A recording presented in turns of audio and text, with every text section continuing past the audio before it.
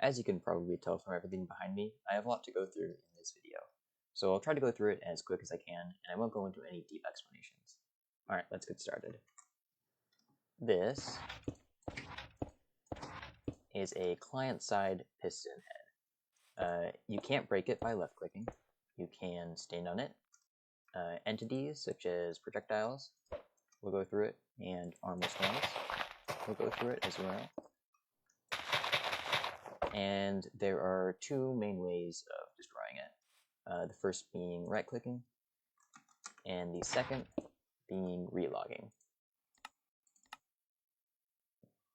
Alright, so how do you make a client-side piston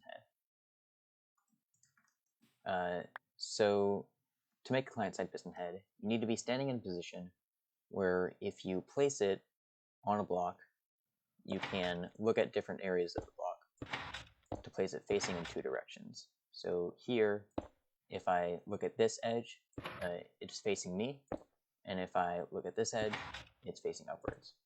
And if I drag my cursor along that, or between the edges, and I right-click somewhere in between, it creates a client-side piston head. And it creates it facing the direction of which edge you're going to. So since I'm going towards this edge, place it facing upwards. But if I was going this way, it would place it facing towards me. And I can demonstrate that here. There we go. So what are some of the basic uses of client-side piston heads? The first one is, let me go this way. The first one is, since the server thinks that this block is air, it thinks you're falling, and so it calculates your position lower than it actually is. So you can pick up items from very far below you. And the maximum is about, or roughly 4.5 blocks. So if I put it here, you can pick up items from all the way down there. You just need to wait for the server to calculate your position low enough. And there we go. See, I picked it up. Another use of client-side piston heads is you can make other client-side blocks. So since this is above where it'll push, the client-sided part will push it upwards, and then this becomes the client-sided block, and this block here is actually this block, the tinted glass, so I can't walk under here.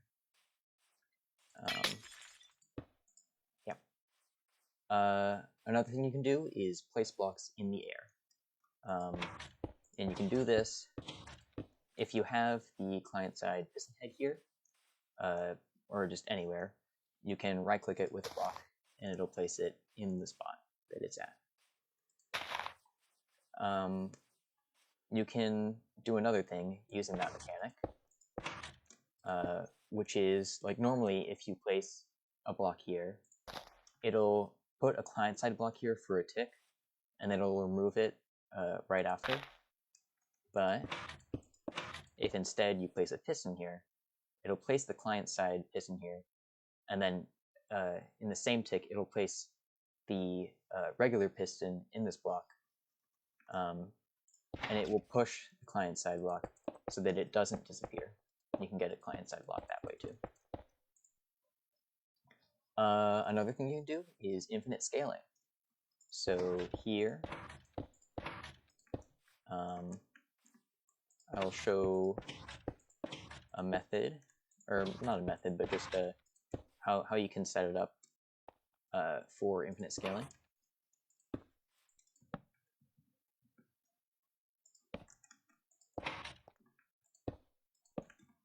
And yeah, it's pretty easy to do. Moving on, we have ghost crawl. So this first method is not as useful as the other one, but it's interesting. So this method relies on, let me turn on hitboxes. When you unshift when under the client-side piston head, it, for one tick, it will put you in standing position because the server thinks that there's air in this block. So using that, we can walk towards something like this slab here. And if we hold forward and shift, and then we unshift, it'll put us inside the piston head in the top, and we'll walk forward onto the slab. And it'll put us in ghost crawl. As you can see, I can't move onto here, but I am in ghost crawl. And for this block, you can use anything, any block height ranging from a large amethyst to a side chain. This is because the large amethyst is the smallest height that you can still remain in crawl while under the piston head. And if it's any block taller than the side chain, you won't be able to walk up the block. Moving on, there is a much simpler, well, not simpler, but there's a way to get into ghost crawl that uses less blocks and uses only the piston. And I'll show that here. It uses this same mechanic, where when you unshift, it puts you inside the top for a tick. And so if you do that and you spam jump, you can jump and go through it to get into crawl on top. And if you just hold forward, you'll get under the bottom of the piston head. And it's ghost crawl, so you can't get under blocks like this. And now moving, oh, actually one last thing with this. Once you're down here in ghost crawl, you can do the same thing where when you shift or unshift, it will put you in a standing position. So you'll be inside the piston for a tick. So if you spam jump and do the same thing here, you can actually jump through the piston, which is pretty cool. Now over here, real crawl. This uses all the same mechanics. Actually, let me place it down first. As before that I've shown you, where first you get into ghost crawl under the piston head. And then once you're down here, you jump up, and now you're inside the piston head. And then you shift and jump, and then when you unshift, since the server thinks you're falling, it'll allow you to unshift, and it'll put you in a standing position even though normally it wouldn't. So if I unshift here, it'll put me in crawl. And since the server thinks I'm falling, since it thinks this block is air, it keeps putting me in standing position, or taking me out of crawl. So it keeps forcing me into the block above. But if you walk over here, you can see that this is real crawl and not ghost crawl. And over here is a very similar but slightly different method, which uses a slab instead.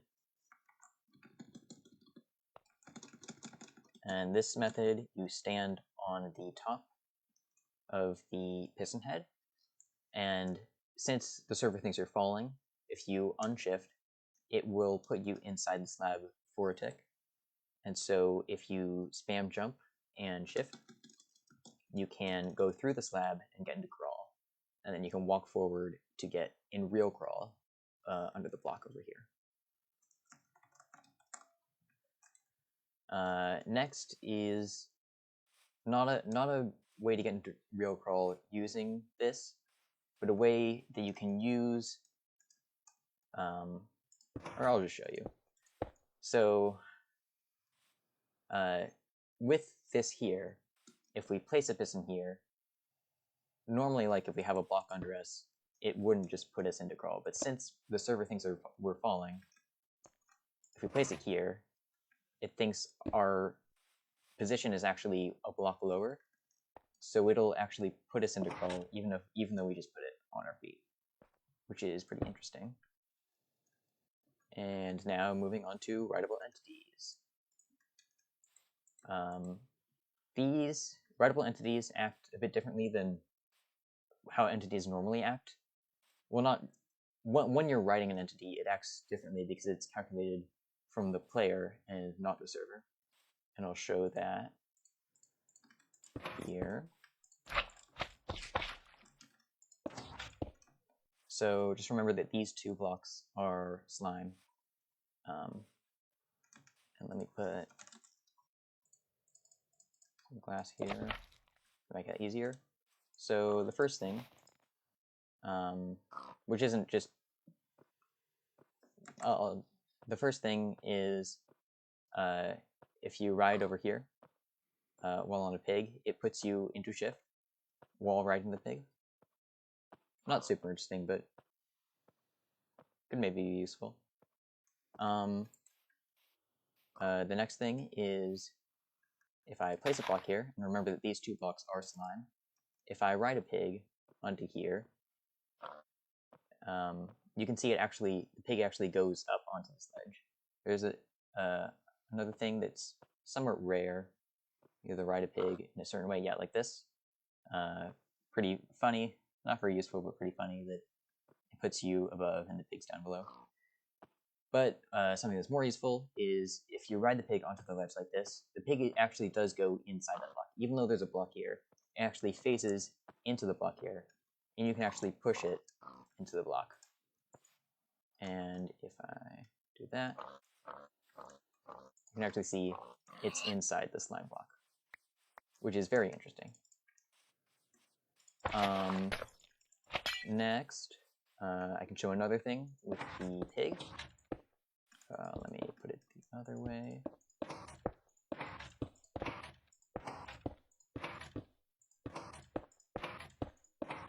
There we go. This is a lot more tricky, but if you, or I'll show you this first.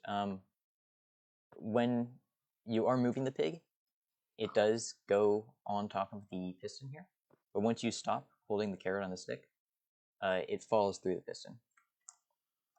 And using this, you can do this, where if you hold the carrot on the stick, and then you let go and wait for a small amount of time, and then hold it and let go again, you can actually get the pig like this, and if you get it to move off, the pig actually looks like it's floating. This is just client-side position, though. Its server-side position actually is on the ground, but client-side you see it above. And you can actually tell by how the pig is looking above my head instead of just at my head, where it would normally look. And if we ride the pig, it goes back to its server position.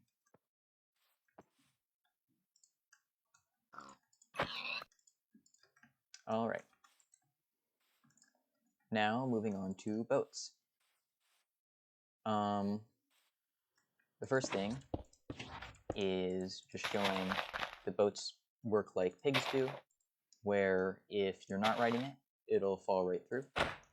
But if you are riding the boat, it will stay on the piston head. And the next thing, which is a bit more interesting, the final thing, is if you have a setup like this again,